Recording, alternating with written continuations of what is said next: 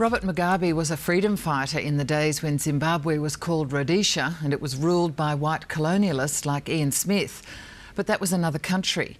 Now Mugabe rules over Zimbabwe as a cruel dictator who has driven his country to bankruptcy and starvation and has ignored a cholera epidemic that has killed hundreds and has the potential to infect 60,000 people in coming weeks. Mugabe has said the country's doctors and others from the World Health Organization have arrested cholera. If there is one person who should be arrested in Zimbabwe, then perhaps it's the president. Now his government is claiming the West started the epidemic by waging biological warfare. The CEO of the relief agency of the Anglican Church in Australia, Michael Smitheram, has recently returned from Zimbabwe where he saw the cholera crisis firsthand, and he joins us now from Melbourne. Mr Smitheram, welcome to Sunday Agenda. Thanks, Helen. Now, it appears that the epidemic is getting worse every day, despite the claims of the president. What was it like when you were there, and you've been back just 3 weeks, I understand? Yes, Helen, the cholera epidemic was just beginning to emerge when I was there.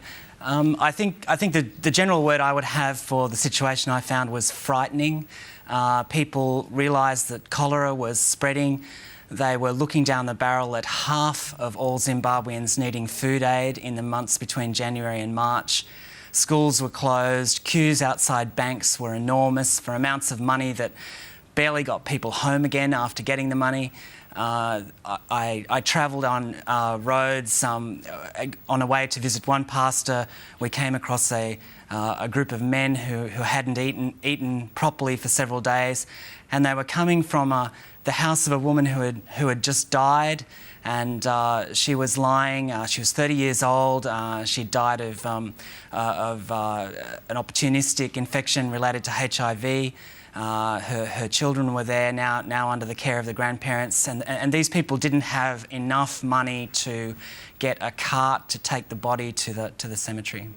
So, Michael, in the 3 weeks you've been back here, you've obviously been in touch with your people in Zimbabwe. The figures are not being exaggerated. Is the crisis not over, as President Mugabe claims? No, the figures are not being exaggerated at all. It is possible to bring cholera under control with the right rehydration kits, and it wouldn't be surprising that in certain areas it could be, the deaths anyway, could be arrested. However, there hasn't been good rains for some time now, and those rains are just about due.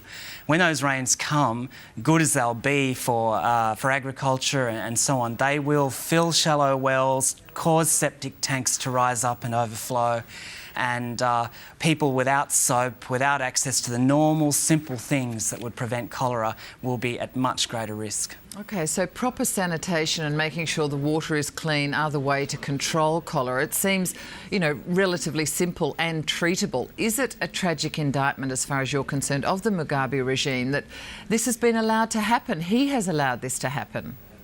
Absolutely, and even last week preventing, I understand, 6 French experts in this area from entering the country. That is a total indictment. I mean, his own Minister of Health had declared an emergency and was still telling the world that their hospital system had broken down and their ability to respond with medical supplies and medical clinics and so on had broken down. He was telling them as late as Wednesday that was the case. So for Robert Mugabe to say that the crisis is over is really just indescribably callous, really. And so wrong. It just seems amazing to so many people who feel so helpless in the world that governments, both African governments and other governments, can't do something when even his own health minister, he's just ignoring those claims. Now, Michael, it's far worse than just cholera, isn't it? Because the UN is predicting that something like 6 million people will need food handouts, you mentioned in the beginning, just to survive during the traditional hunger season coming up next month.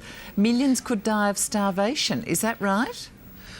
That's right. I mean, we hope that there is sufficient food aid can be delivered into the country to avert the starvation.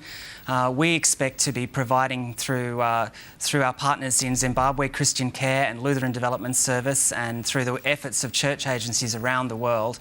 we're currently holding an appeal that we will provide food to avert starvation for some 50,000 people in 7 of the worst affected districts, and we'll also be providing the wherewithal for people to get, for 600 families to get going again with planting, and we'll also be providing the wherewithal to be able to repair boreholes and wells.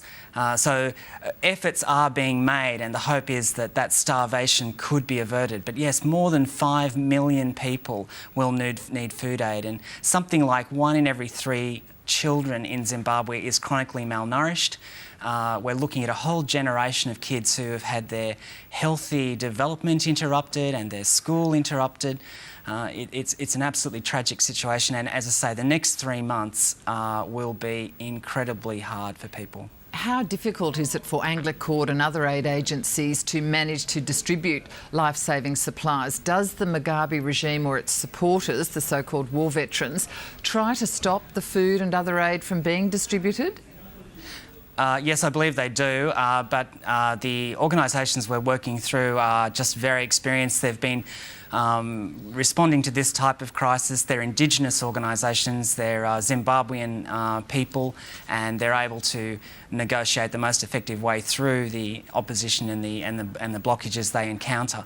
So the food is getting through to those 7 districts that Christian Care and Lutheran Development Service on the ground in Zimbabwe are doing, but yes, they do encounter problems. I mean, the worst of those was that the regime stopped the operation of NGOs between March and August this year, which was horrible. Yeah. I mean, when that sort of thing happens, it's also not just the starvation. It's the fact that you need food to take antiretroviral drugs. So if you're somebody who is suffering with HIV, like this poor woman who I saw, lying dead, then you can't continue taking them without food. They're toxic, they're difficult, and particularly when they're being taken with, say, anti-tuberculosis drugs. So starvation just doesn't mean, lack of food just doesn't mean starvation. It also means stopping AIDS drugs as well. All right, Michael, we will leave it there on a very depressing situation. Michael Smitheram, thanks so much for joining us. Thank you, Helen. And if you want further information on how to help, just go to the Anglicord website. That's www.anglicord.org.au.